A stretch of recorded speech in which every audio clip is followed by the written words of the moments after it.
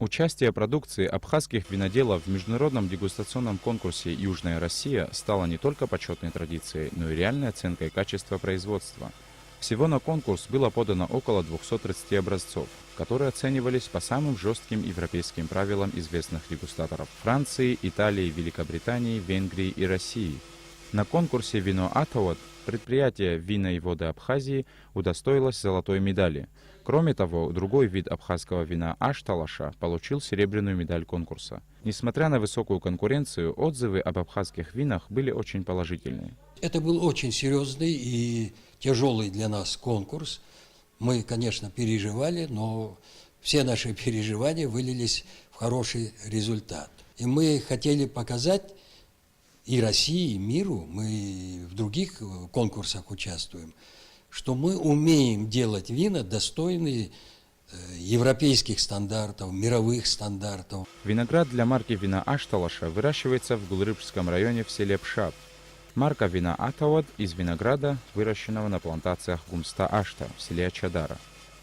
Дальнейшие планы – работать, продолжать работу, открывать какие-нибудь новые сорта свои местные, потому что я считаю, что будущее виноделия Абхазии все-таки за местными сортами, и нужно идти в этом направлении.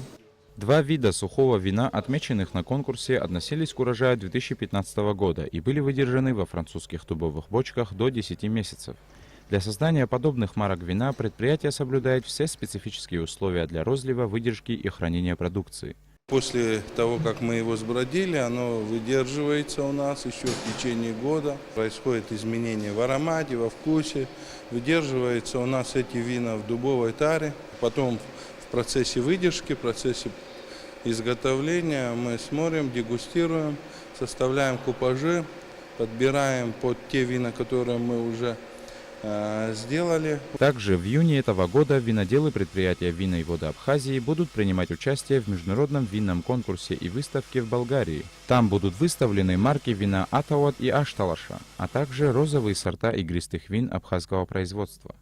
Саид Джарсаля, Роберт Ломия, Абхазское телевидение.